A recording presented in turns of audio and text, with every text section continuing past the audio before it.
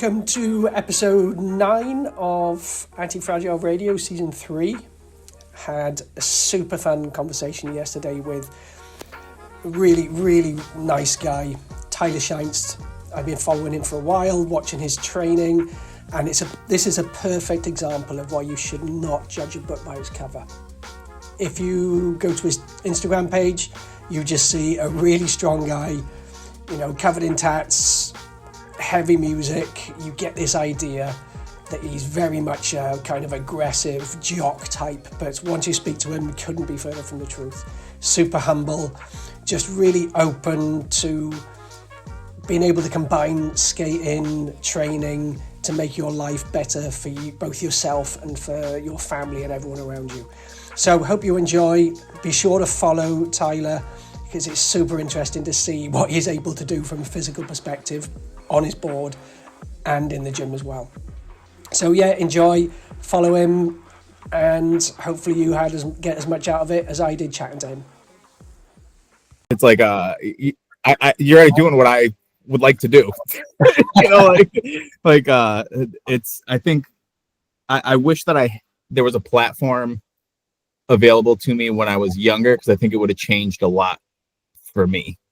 Information wise. So I think what you're doing is awesome, and yeah, anything I can do to help promote that. Oh, that's amazing. So let's get started. This is Tyler Scheinost, if I'm getting that right. I just checked how I should pronounce it, so hopefully that's right. And I've been following Tyler, probably been following you for about 6 months, I think, fairly recently, and the stuff I'm doing, older skaters, training. I found training late on in life. Didn't start training properly till I was about 36. But did a lot of sports when I was younger. Did gymnastics and martial arts from the ages of 8 to about 13 or 14. And it just been, and as soon as I found skating, that was it. Skating was the only thing. Then picked up some injuries, which then made you reassess. And I can't skate, what shall I do? So I wanted to, first of all, with you, which came first, the training or the skating? Yeah, no, we had actually very similar parallel lives. So I, growing up as a kid, I played baseball. That's just kind of the sport that I fell into. And I think I enjoyed it. But when I was in 6th grade, my dad, he worked maintenance, and he had found a skateboard. And it was, it was probably a Powell blank. It had Thunder trucks, and I didn't even know that I wanted a skateboard. He brought it home for me and said, "Hey, I thought you'd like this." And I don't know what it was about it, but I don't think I've ever latched onto anything that tight. And it, like you said, once I found a skateboard under my feet, that was it. I stopped playing baseball and just dedicated everything to it. Till I was probably 21 years old. And then I stopped for about 2 decades. I mean, I don't know why. I think it's probably the same reason anybody stops anything. There's societal expectations. You lose your inner child, and I'm getting a lot of that back. And it's been I'm about 2 years in, and I haven't been this happy in a long time. But in the interim period, in that 2 decades, when I found out I was having a little girl, I decided it was probably time to get strong.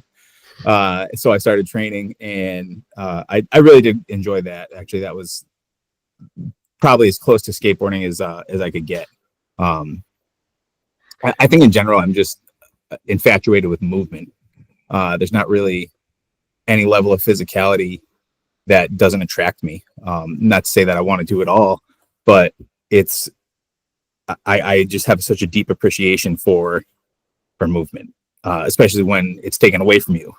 As it is right now. I'm currently in a leg cast for the 4th time in my life. And how did you do that again? Because I messaged you and thought I was expecting something really cool. Yeah.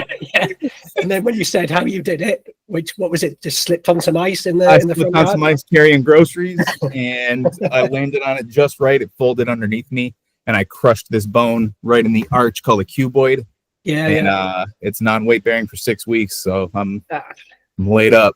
All upper body then, lots of Yeah, upper a body. lot of them. Getting really good at pull-ups. Well, that's like, it's funny what I really I was nodding then, because when you said, I see you're just attracted to movement. And that's exactly the way I feel, because even though skateboarding will always be the number one thing that I'll always feel attached to, and I think this is where, since I started doing what I'm doing, like aiming more towards skaters and sort of my sort, because how old are you now? 40. 40s, yeah, so over 40, because I noticed also a big difference between when I was 40 and when I turned 50.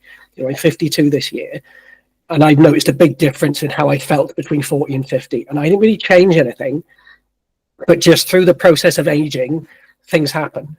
We get a little bit slower. Our ability to kind of hold on to maintain and build muscle mass slows down a little bit. And I kind of didn't really pay much attention to it. And you only start paying attention to it when it happens. That's when you really start thinking, oh shit, I need to change something here, or change the way I do things. But what you said there about just being attracted to movement, like I look at, like through the gymnastics I did, the martial arts, skateboard in particular, and like I got into CrossFit for 10 years. I owned a CrossFit affiliate, and I did powerlifting, weightlifting, a lot of the stuff that you do, which I wanted to get into because I wanted to find out how you got into that type of training. But I look at it all as movement, and I think they can all, they should help each other. They should work symbiotically.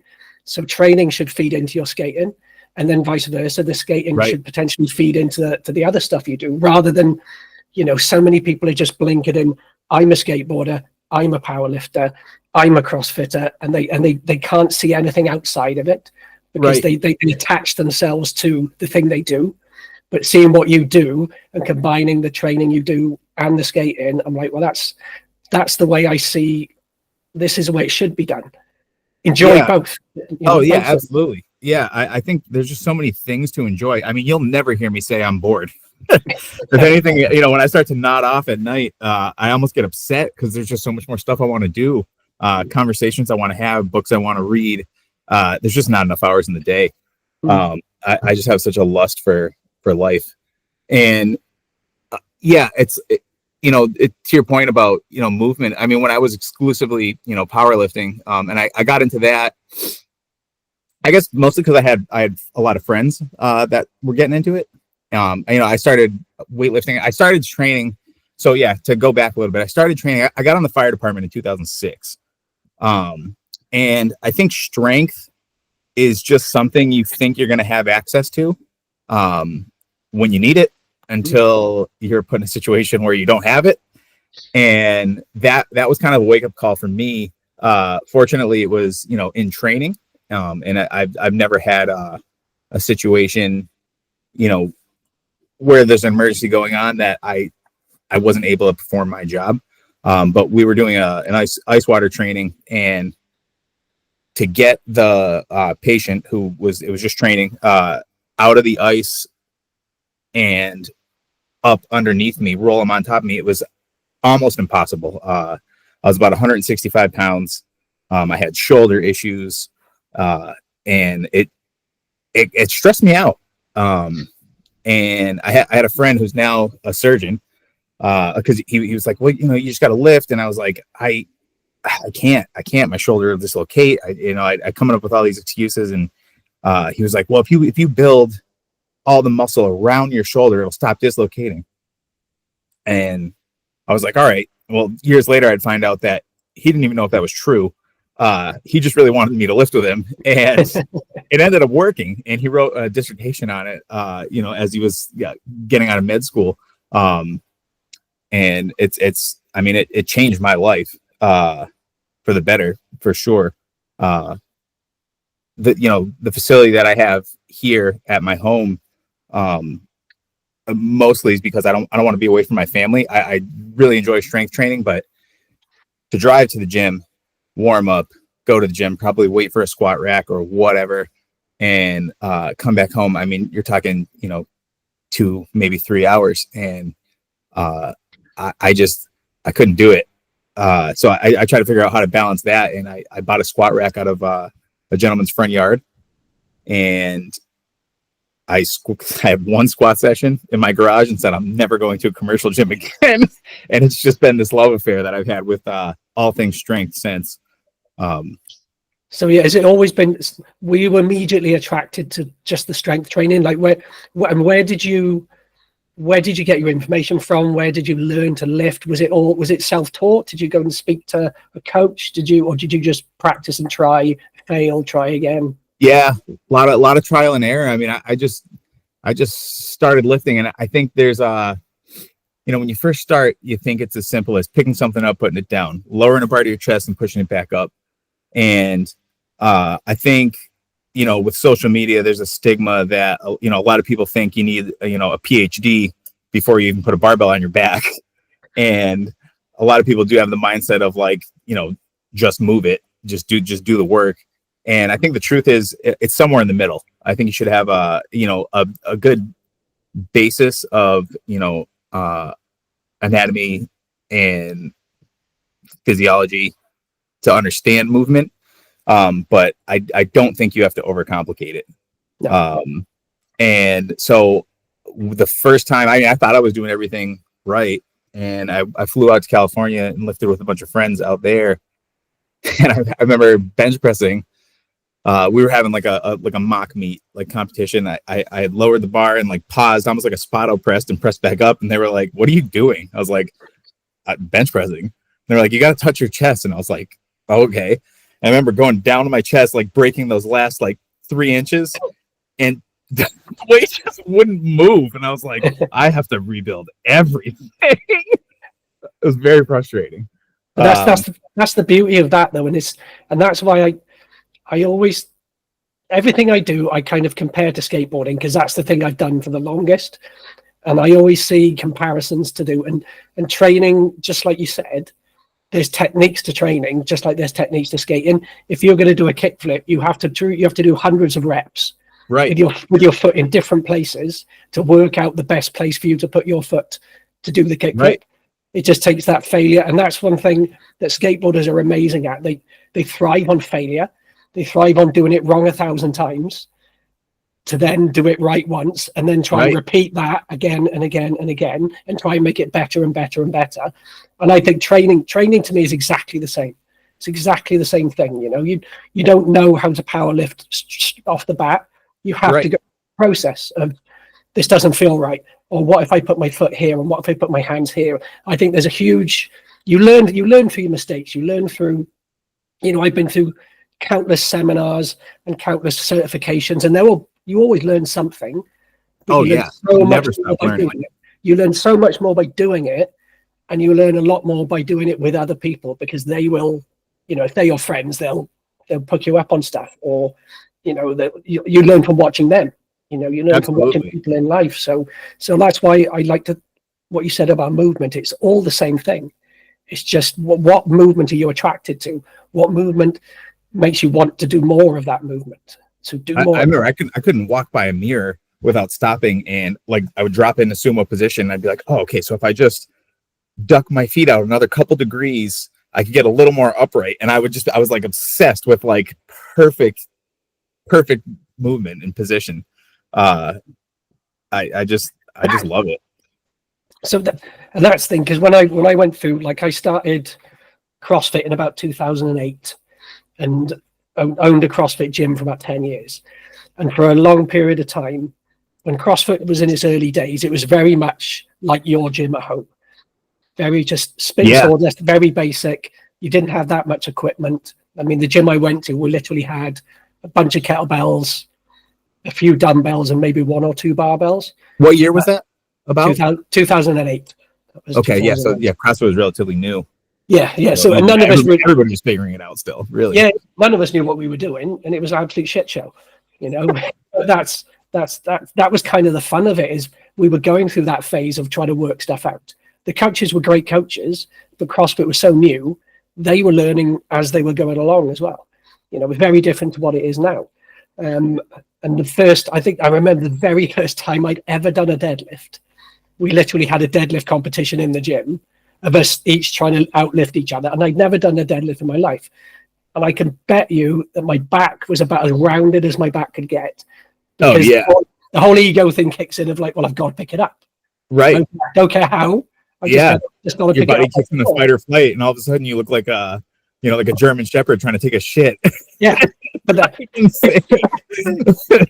because back then we didn't know, but and then getting into CrossFit, then I went completely the other end of the spectrum and became a total form Nazi. Was if you're not moving absolutely perfectly without any weight, you're not allowed to pick up weight.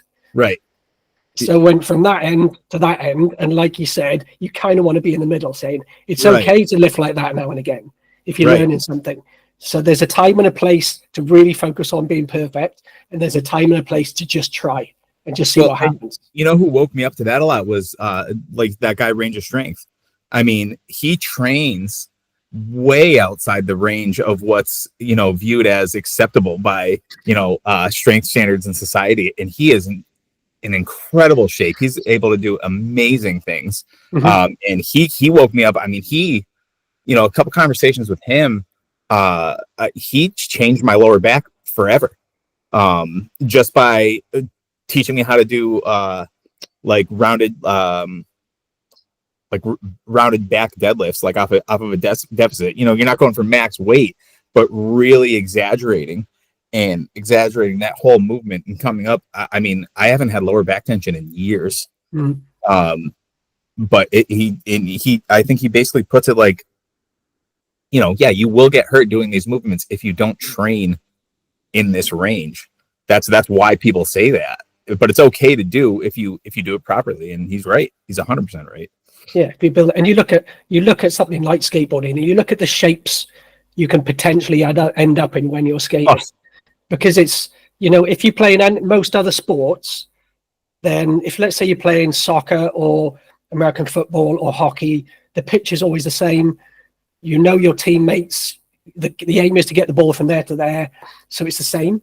Whereas when you go skating, depending where you're skating, are you at street skating, are you at a park, are you on a ramp?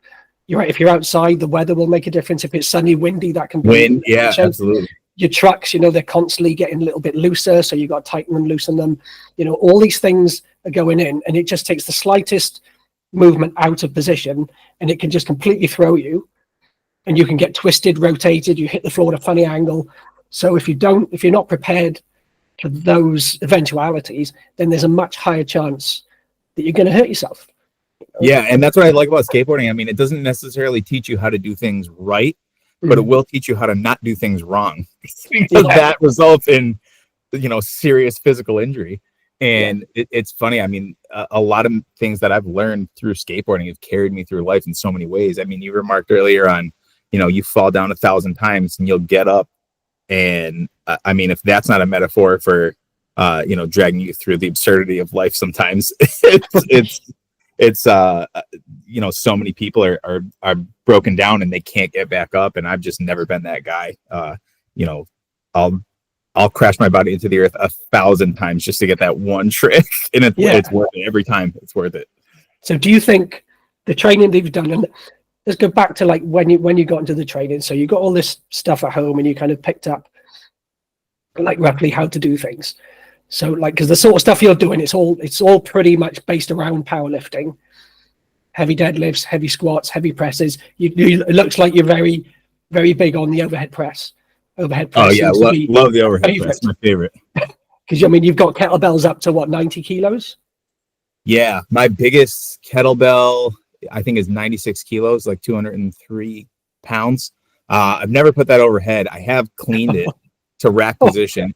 That must be because I've got a 52, and even just holding it in that rack position, I've almost got to have my other hand. So the 92 must be an absolute monster to hold in that position. It's crazy. I have to clean it. I have to clean it with two hands to get it in the rack, and then I can squat with it. But it's very, very difficult. And I also haven't done. I lost about 50 pounds, so I haven't done it. I was closer to like 210, 220 at that point when I was doing that. Haven't attempted it at this weight. It might be a little hard to counterbalance when it's 20% over your body weight, but we'll see. Yeah, but the sort of training you do, I was doing very similar probably about 6 years ago. I followed, we had there's a CrossFit strongman coach called Rob Orlando, and he was like the strongman involved within CrossFit. like only a small guy. He's maybe 5'6", but his forearms are the same size as my thighs. He was not a big guy, but just everything about him was thick, and he could do some ridiculous things.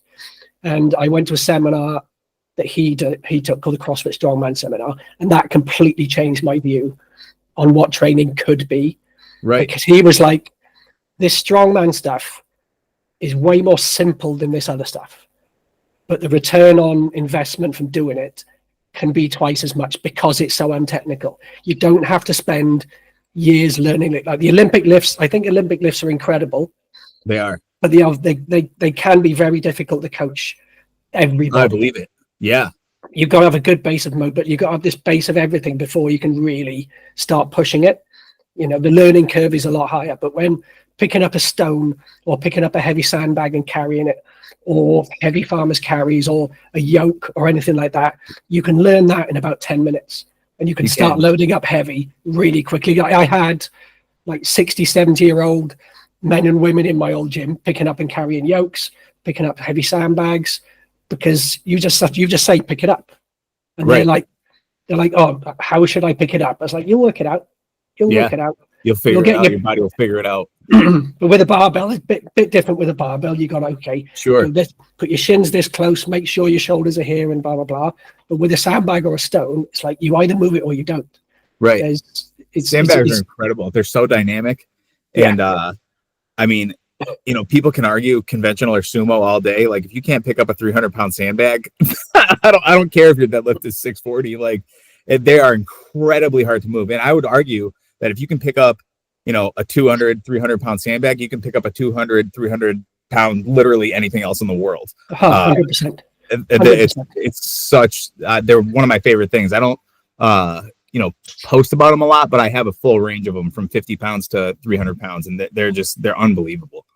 That's one thing we did coming out of COVID. I really got into the sandbag training. Do you know Julian Pinot? He did Strong Fit.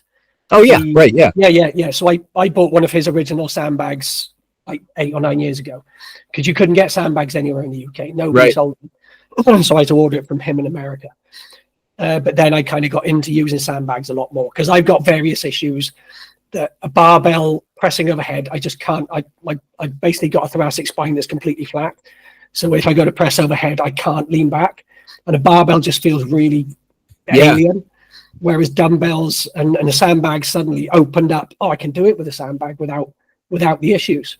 So we bought then a whole range for the gym, ranging from 20 kilos up to 100 kilos. We bought like 30 odd sandbags, and we just started using them with all the clients, particularly with carries. And I stupidly made a 150 kilo sandbag, which is what, 330 pounds or something like that. Yeah. 330, 340.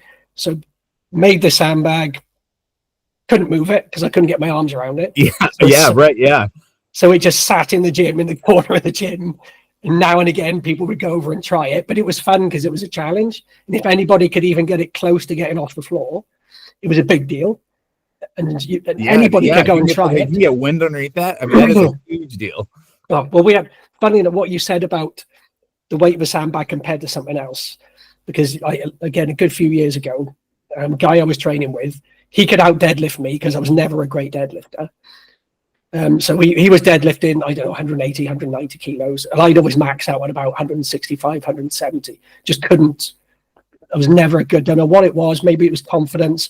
Had a bit of a back niggle a couple of times. Was like, but I could pick up and carry reasonably comfortably 100 kilo sandbag, and he couldn't get it off the floor. So the fact they could lift a heavier barbell, that would maybe think like, oh, on paper he's stronger than me. Sure, yeah. But in real life application, So that again, just my kind of peripheral vision opened up a little bit more. Going, oh, that's interesting. Barbells will make you stronger, no doubt. But yeah, are they pound for pound translation to everyday life? Absolutely not. I mean, they're very sport specific, and I don't think that it's viewed like that often. But you're right. I started when I got into the kettlebells, which was like COVID era. and I think, well, I'll get into kettlebells a little bit. I found a guy who changed my view on what strength was. It was a guy, he's very elusive. I don't think he has any kind of social media. I don't even know how you would find him. His name's Kettlebell Carl, and he lifts in a dark basement. And I watched this man do a Turkish get-up with a 175-pound kettlebell. I watched him clean an overhead press a 200-pound kettlebell, and I had never seen anything like that in my life. And I was like, I want to know how to do that because at the time I couldn't even single arm clean, a 48 kilo kettlebell. It was like impossible for me. I felt like I was going to snap my forearm in half or tear my shoulder out of my socket. And I wanted to get better at movements with heavy kettlebells. And I basically figured out how to do that through barbell training, as an accessory, because there's a lot of literature about how to use a kettlebell to get you stronger with barbells, not vice versa. And so I had written a program, and I mean it worked. I was able to move some weight.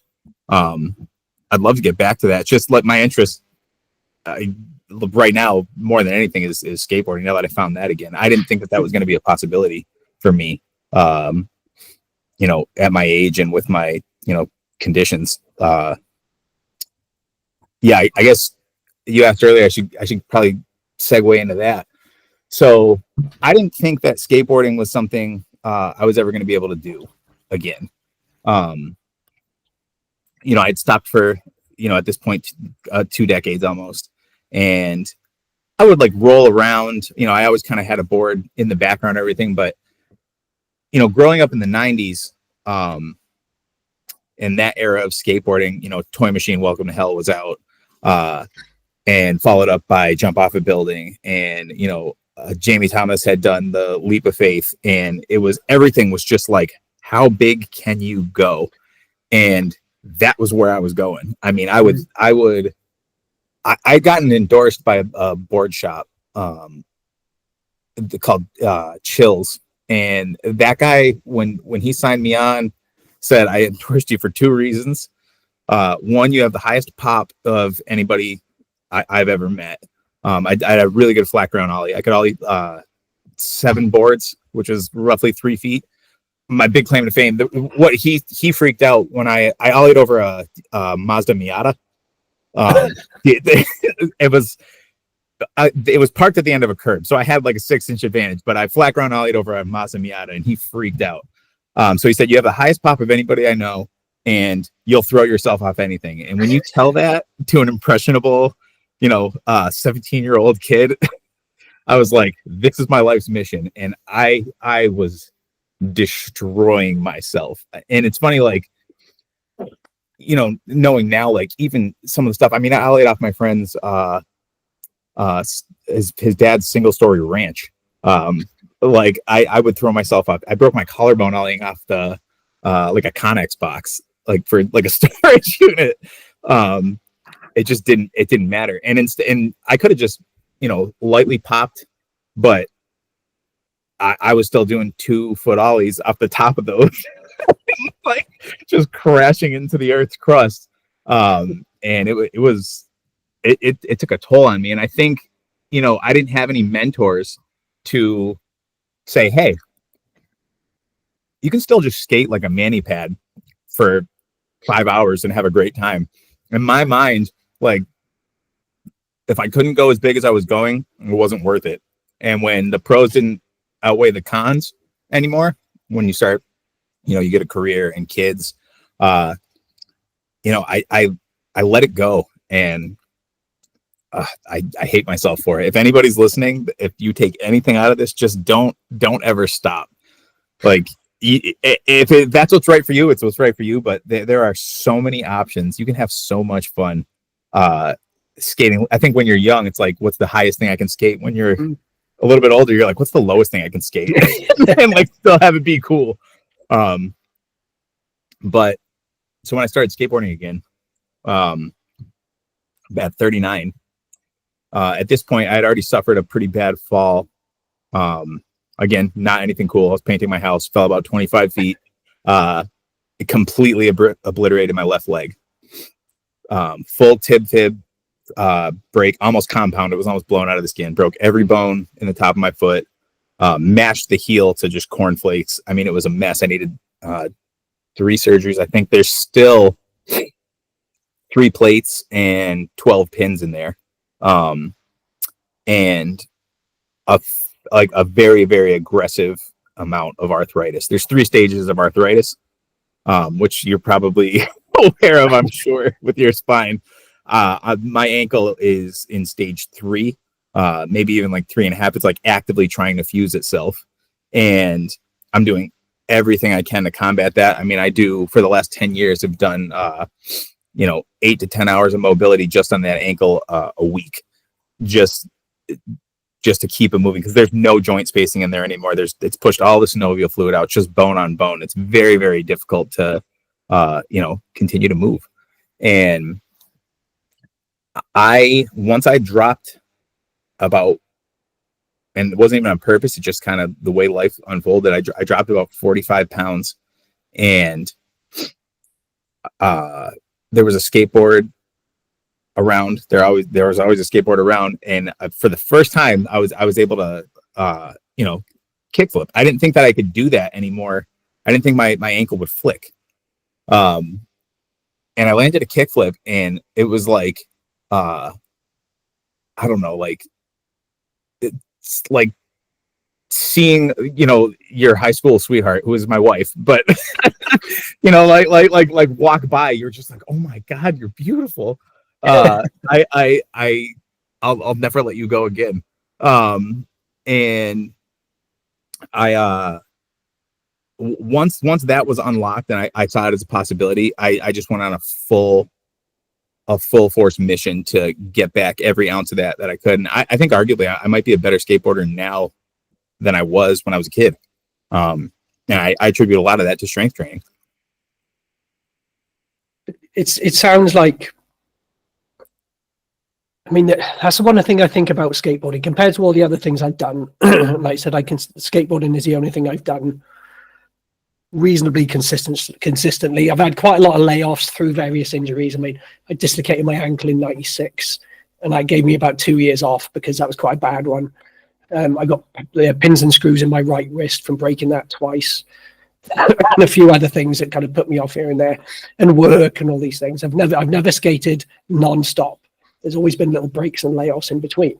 Yeah, but I always think about this, like, what is it? It's really difficult to put into words. Like, what is it that keeps wanting to pull you back into it compared to other things, compared to all the other things I've done, and even the stuff I do in the gym? It's I suppose the closest thing I can put it to in the gym is like when I was learning Olympic weightlifting, and when I started getting half decent at it, and a good lift felt like a good lift. It almost didn't matter how heavy it was a good lift, and it felt right.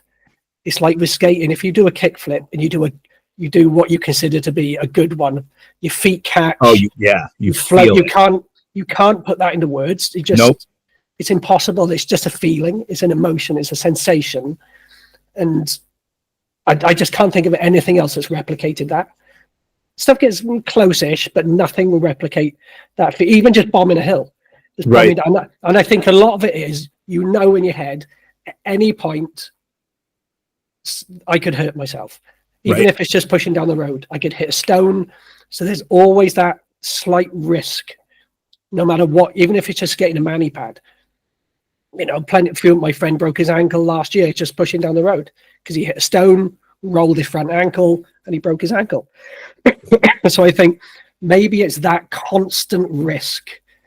So you're always in that semi-fight or flight, but kind of in control of it, kind of not in control of a certain amount of it. Yeah.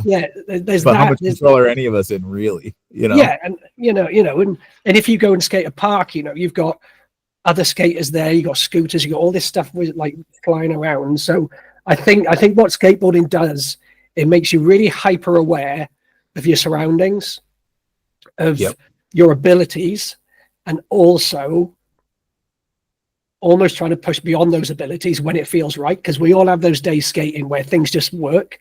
You start landing tricks that you haven't made before, and you land them time and time again. then you go skating the next week and you can't land the same trick at all. So it's fickle. Like I look at the modern day skaters now, and the consistency is insane.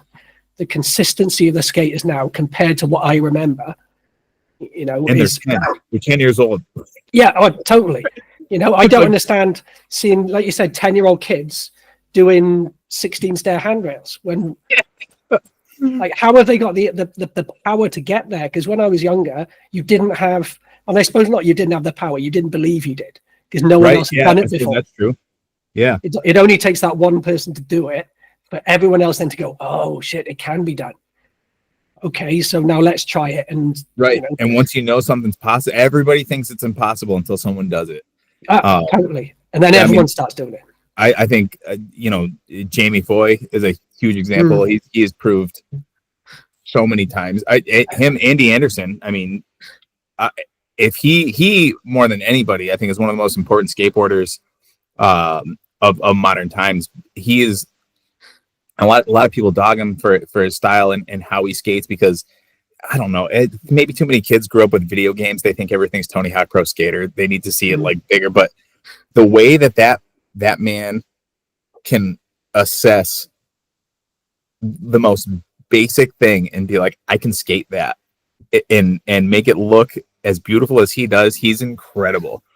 He has absolutely shown me things that I never thought would be possible on a skateboard.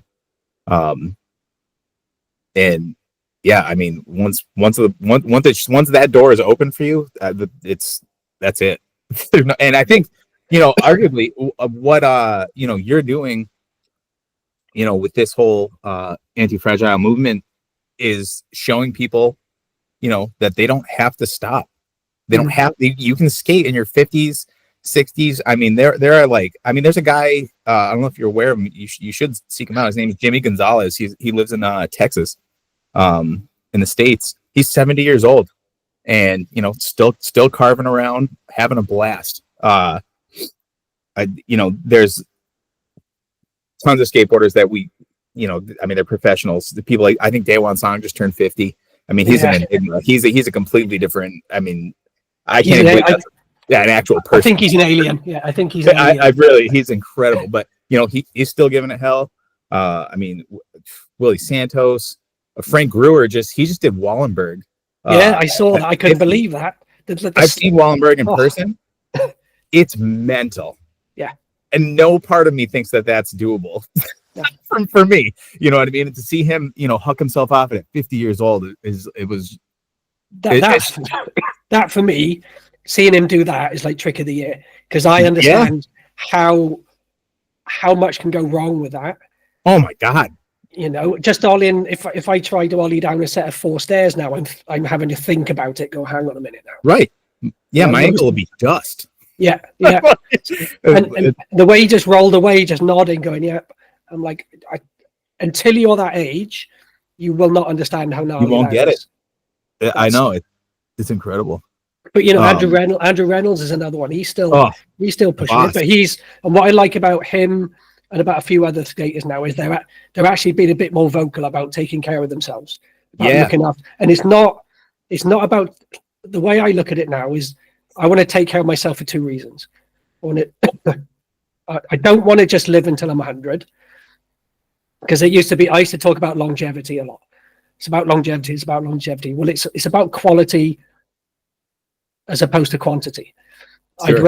I'd rather be as fit and strong as possible and end up dying at 75 without sounding morose. But having filled that with movement, trying things, rather than just clinging on for another 20 years, just to say someone lived to 100. Yeah, you know, you've got to be capable. Yeah, you got to be capable. I always want to feel capable. If I want to go for a 5K run, I should feel like I could.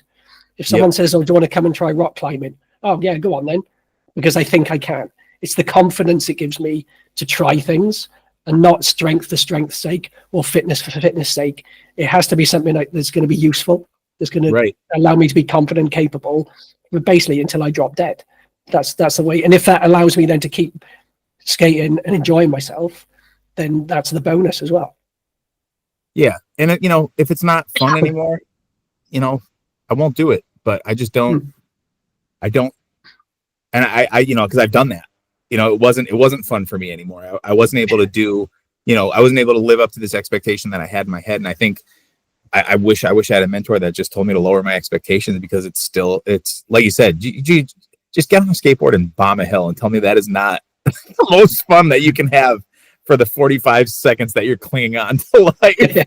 I mean, it's the best. But if again, if the risk doesn't outweigh the reward, I'll hang it up, and that'll be that. I mean, I just went down to Brooklyn, New York, and watched Tony Hawk and Rodney Mullen do like a symposium, and they just spoke. Nice. Yeah, you went to. I did see them post about that.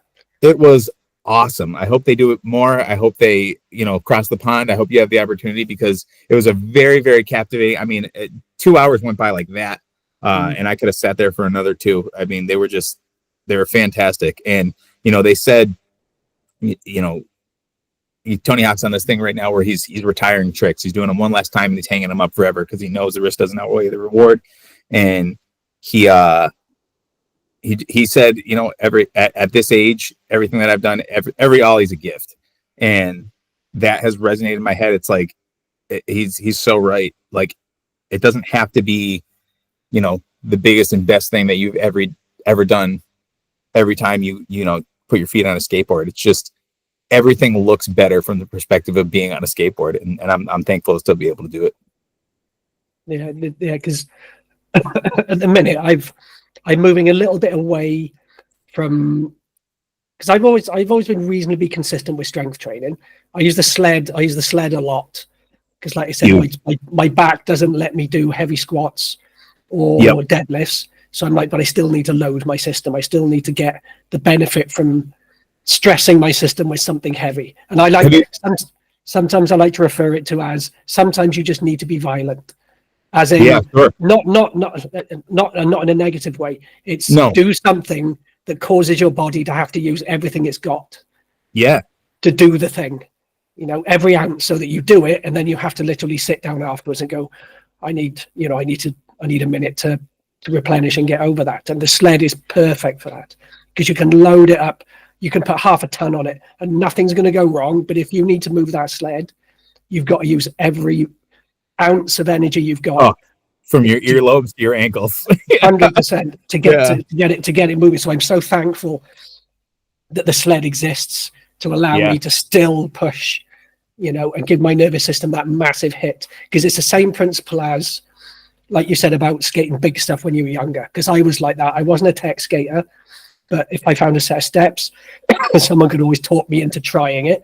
Because the way I looked at it was kind of a bit like a Hail Mary. If I try this 100 times, by ratio of, hopefully I'll land one. A little bit of luck, a little bit of skill, hopefully they'll converge and I'll actually roll away on one. Right. And I think from doing gymnastics for years, I was just very good at bailing, at rolling out of things, even like big drops. So I was grateful for that.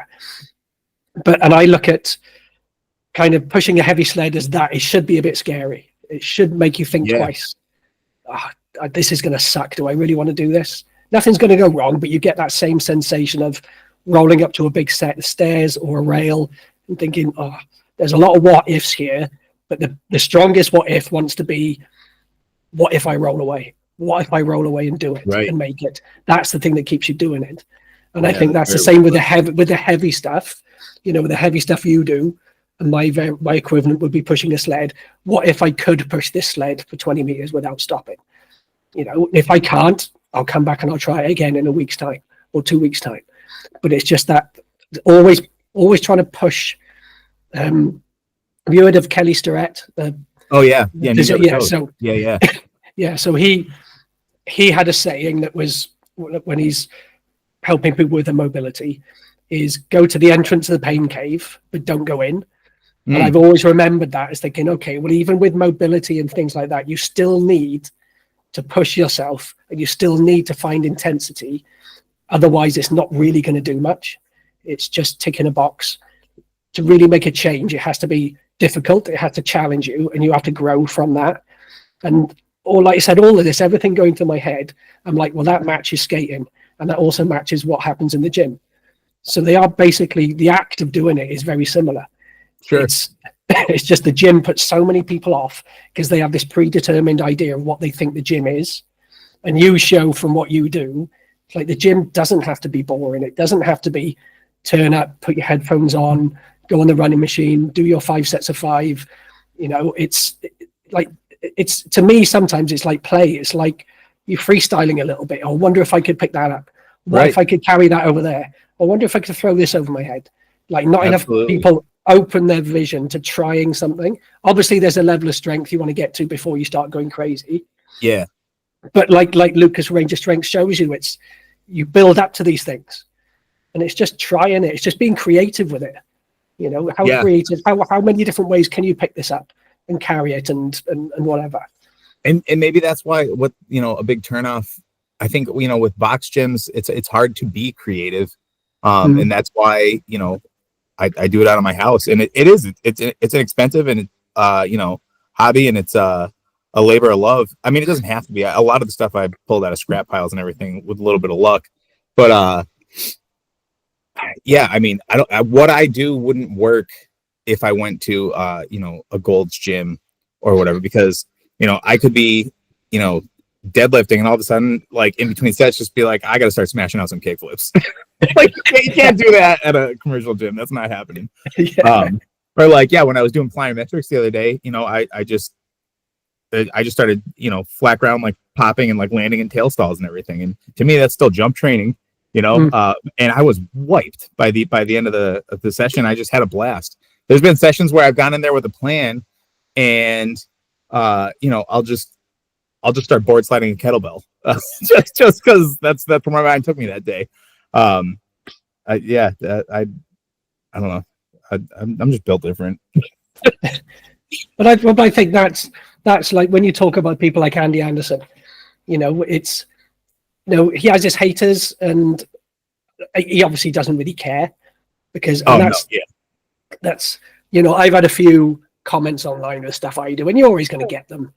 Oh yeah, things like, real skateboarders don't go to the gym. I'm like, well, define a real skateboarder. You can't tell that to real skateboarder. Yeah, exactly.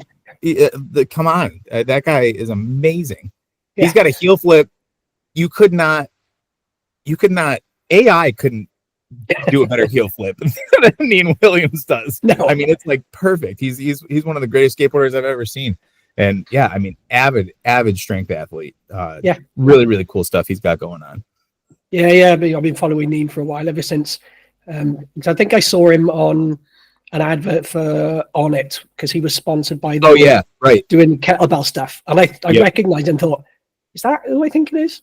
And then noticed that he was doing a lot of stuff with them, and just thought he'd shifted from skateboarding just over to training. But then, like through following him, then realized, he's doing both. Oh, amazing! And it didn't really make me think, well, that's what everyone should be doing. But he was the first person I think I saw who was a very high level skateboarder who was also being very unapologetic about, I love training, I love strength training, and it's like I think a lot of people almost might have been ashamed to admit that they like training. It's sure. It's weird. I think it's that a lot of people are still stuck in that, like, if you go training, you're a jock.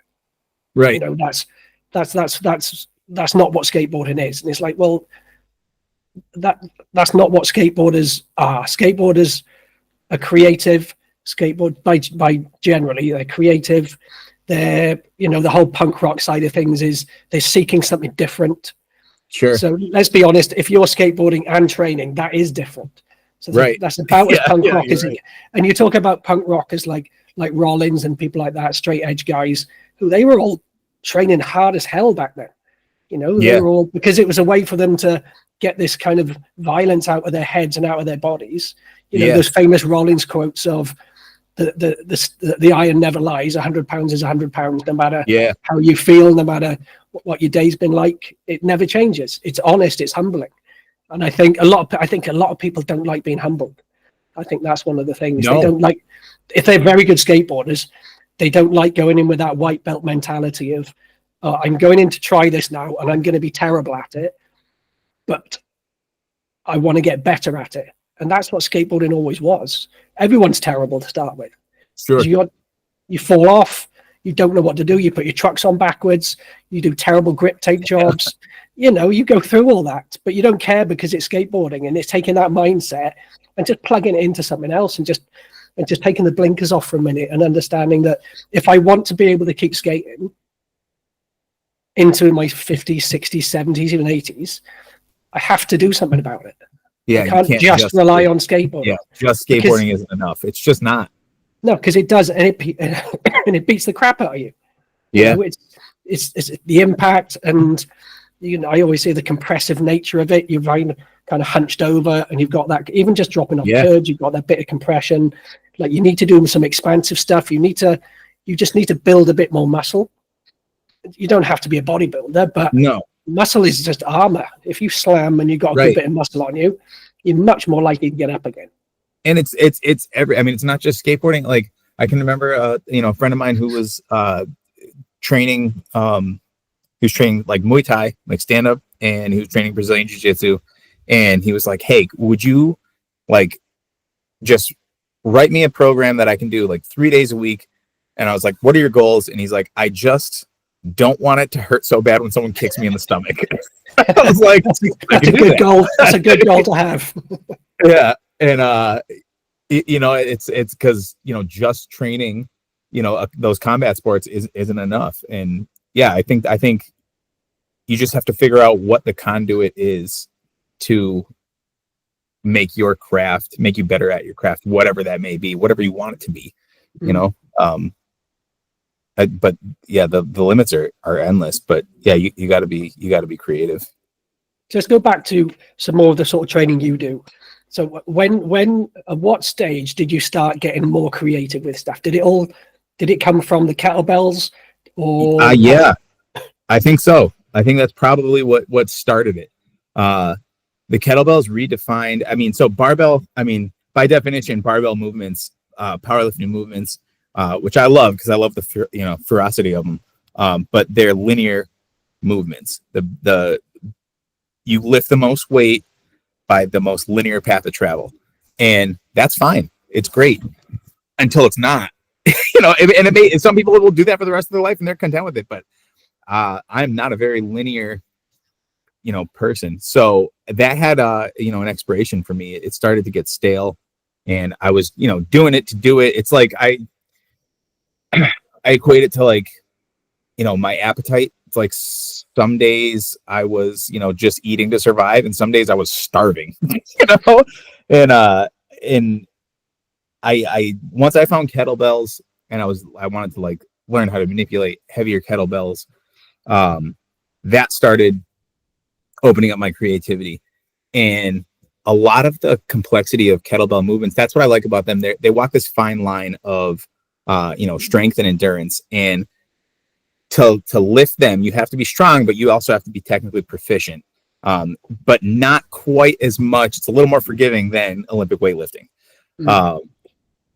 And I would do some of these movements. Like the first time I ever saw someone flip a kettlebell and catch it, I was like, well, I got to try that. See how heavy I can do that. And I'm doing this, and I'm like, this is a kickflip to me. And my mind just went wild with it.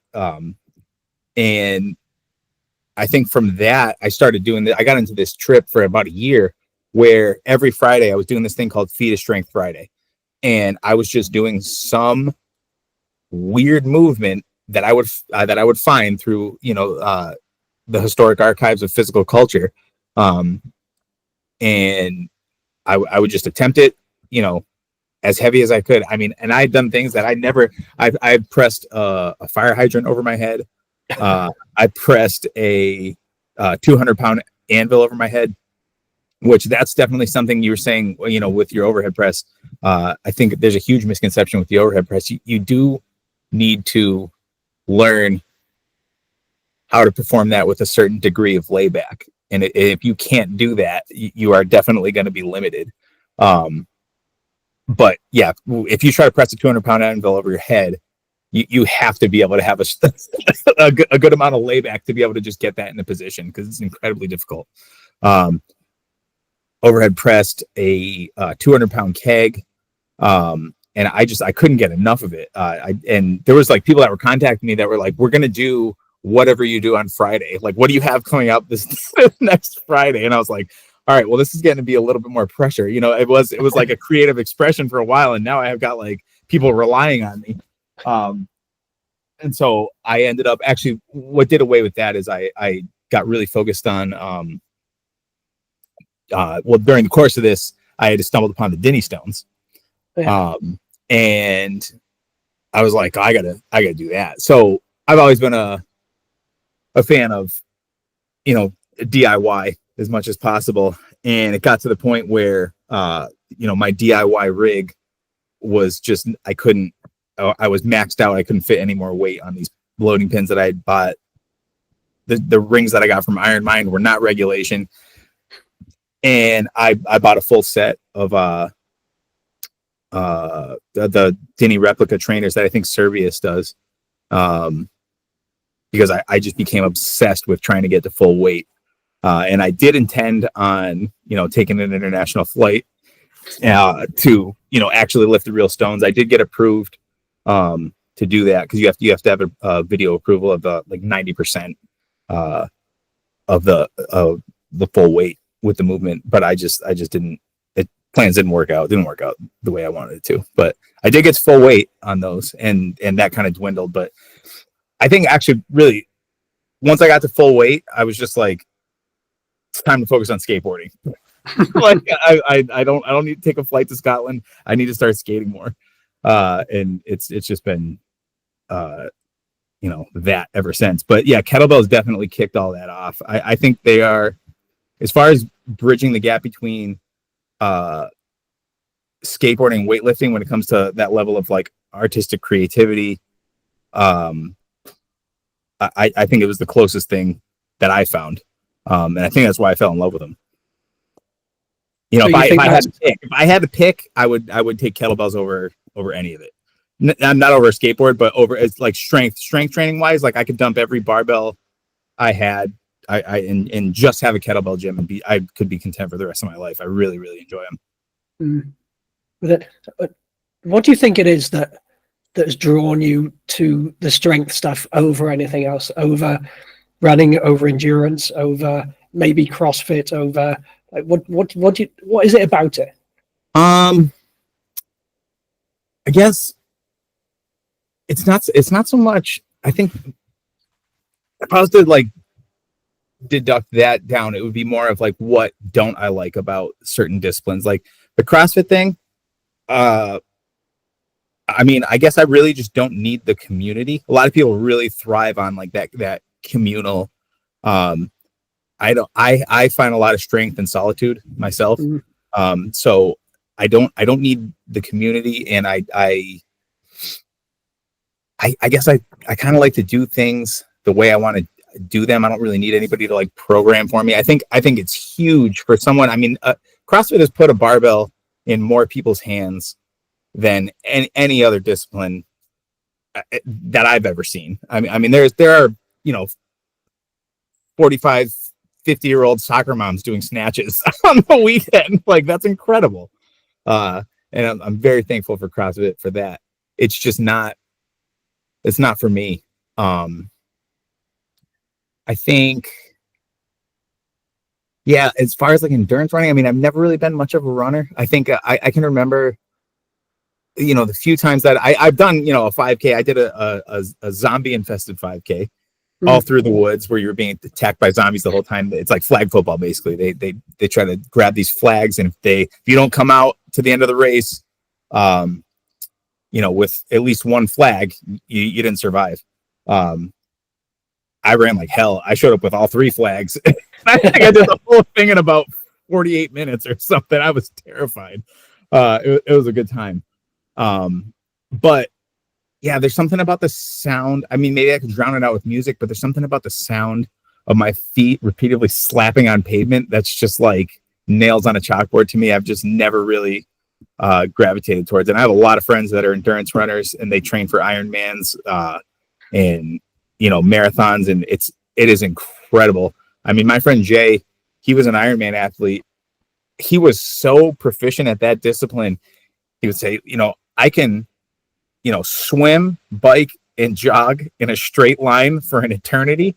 I couldn't help you lift your couch. And that to me wasn't attractive, like that. I couldn't apply that to real, everyday life. I think strength in general is just always translated to, what I have going on. I mean, like it or not, some level of strength is going to be the most important thing that you will rely on for the rest of your life. I mean, it's basic survival. If you want to get up and down off of a toilet, as you descend into old age, you better have strong hips. If you want to climb up and down stairs, like, you better have strong legs. I mean, my wife's grandfather, he's in his mid 80s. He still does burpees, not a ton of them, but yeah, he just, I think, when you rest, you rust, and it's really important to keep moving. But as far as why strength has grabbed me the way it has, I don't know. I think it's just, it's like anything else. Why did these comic books, grab me? Why do I enjoy, water over alcohol? I don't drink. I haven't drank it, all my life. I've been straight edge since I was 16 years old. It's just, you like what you like, and strength just speaks to me. But I think the thing is with things, because a lot of my friends, my skater friends from back in the day, quite a large percentage of them got into endurance stuff. They got into Ironmans, they got into cycling, they got into running, and I think they see a lot of them, they missed the challenge of skateboarding, so they had to find it somewhere else. Some endurance sports are very easy to pick up. You start running, that's it. You step outside your house and you just start running. And then over time you get further and you get further, and then you might get a bike, and then you learn to swim. So it's very accessible. I think the strength stuff initially isn't accessible, because you watch something like The World's Strongest Man, which I love watching every year. Right. You watch that, and you look at it and you immediately think, there's no way I can do that. There's no way I can pick up a car. There's nowhere I can throw a 30-kilo keg 20 feet in the air. But it's immensely impressive to watch. So initially, I think there's a big gap between what they believe strength training is and what they see on TV. So they don't realize that you start way back with bodyweight stuff, and then you do this, and then you do this, and then you just work your way through. It's very difficult to look at that mapped out in front of you. Whereas with endurance sports, you can just go out and do it. You can just leave the house and do it. So I think the accessibility is a huge part of it. But I think that's where things like you're doing, like, because I watch your videos and I'm like, oh, that does look fun. I might try that. And I think that there's something, you've got to be inquisitive. You've got to be like the whole skateboarding what if it goes wrong, or what if it goes right? But then it's getting that balance between not doing too many stupid things, which you've probably done lots of, and I know I have.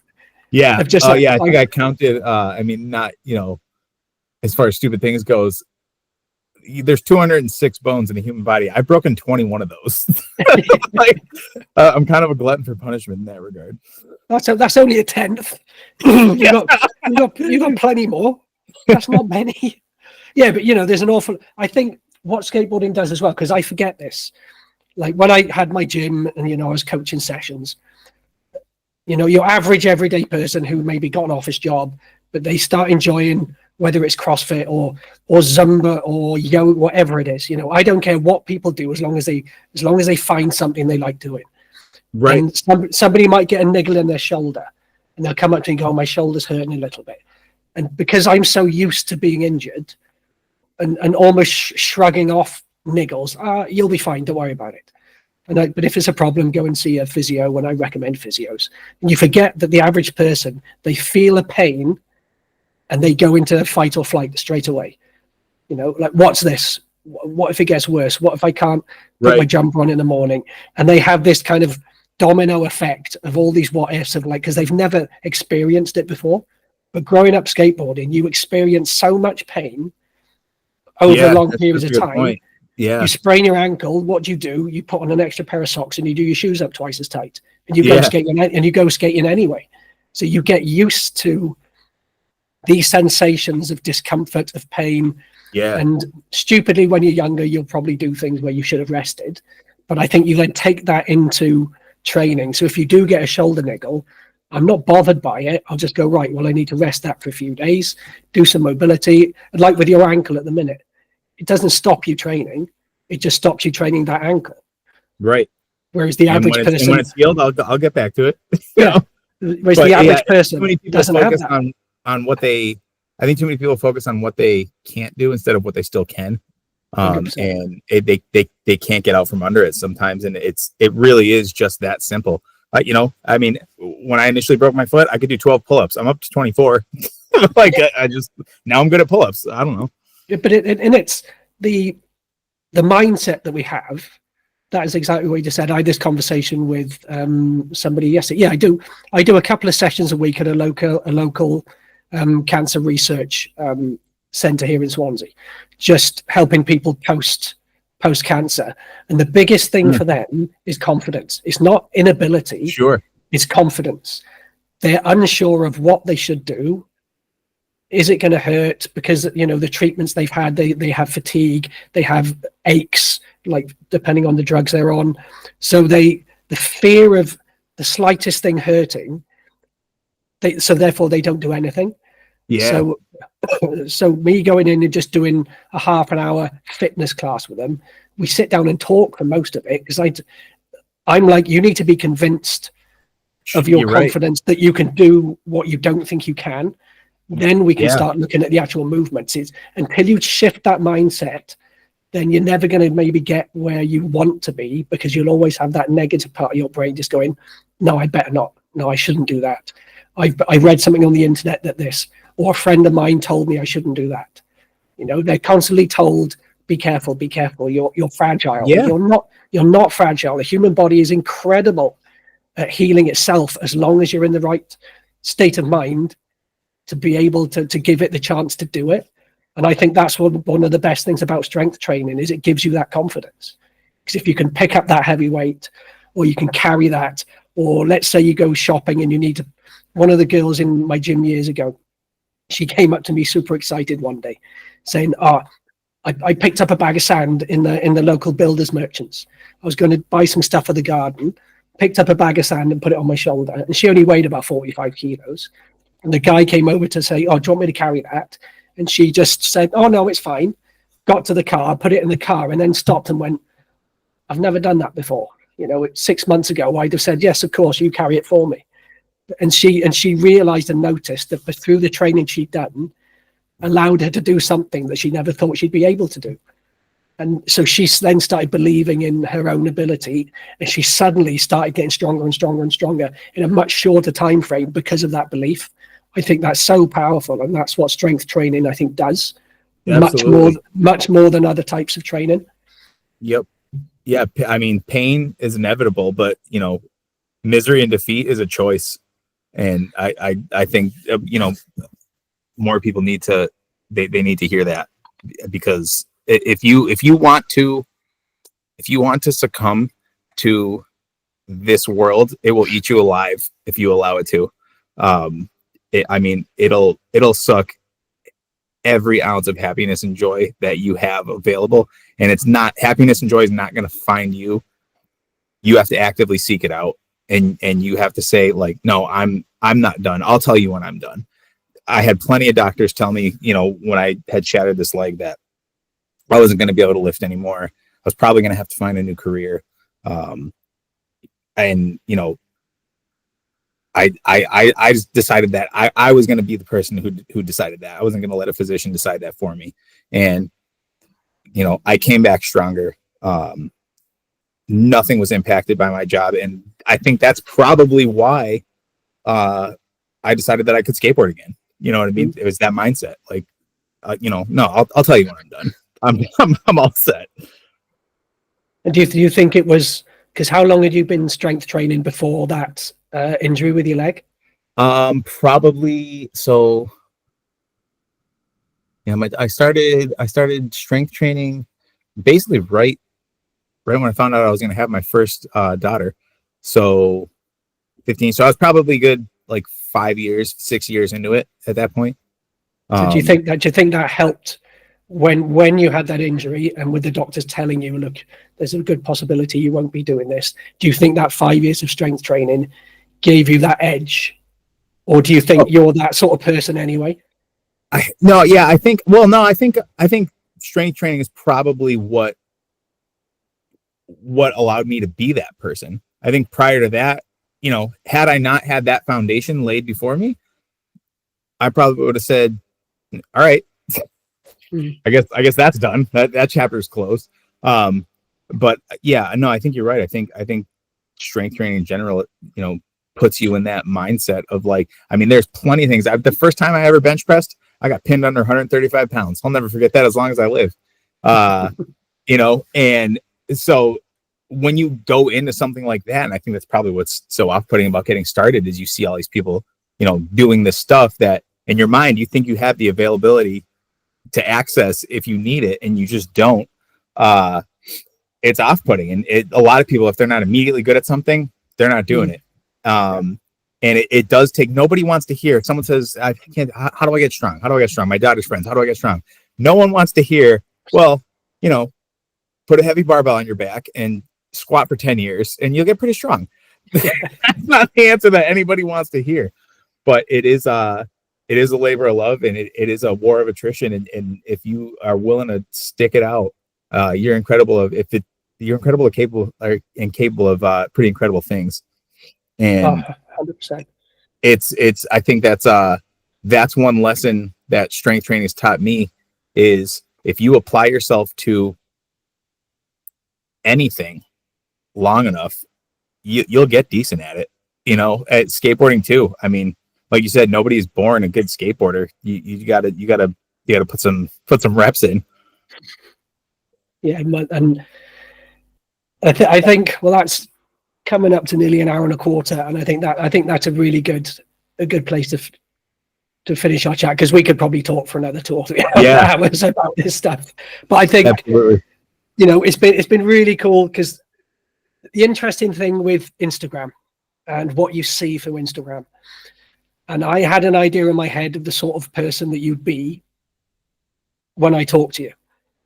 And it's not quite what I expected, in a good way. I didn't know whether you were going to be a really hardcore, super aggressive, because a lot of guys who do your sort of training are like almost like I had a guy on my podcast 3 or 4 episodes ago, Jeff Bryant, and he trained in Westside Barbell for a while, which I didn't know about until I started talking to him.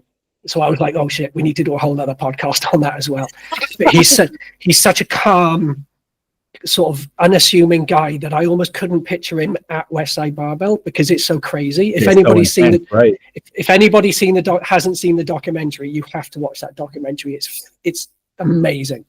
They're crazy, but the documentary is incredible. And don't let it put you off. Don't let it put you off strength training. Yeah. Not all gyms are like that. It's one of a kind, absolute one of a kind. But it just shows you how, like, strength training, especially Westside Barbell, like there are people as fanatical about that as they are about skateboarding. They attach their personality, their reason for living, their identity to that place and that one thing. That's the thing I find most fascinating, is seeing humans do that and just go above and beyond for that one thing. And some of them basically ended up dying through, not necessarily through the training, but just through the process of what they were putting into through it.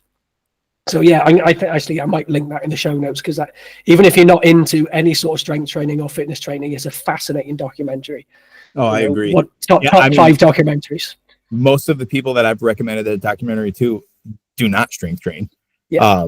It really is just very, very well done. And I know it was a long time in the making, but they did it right. Yeah, I think so.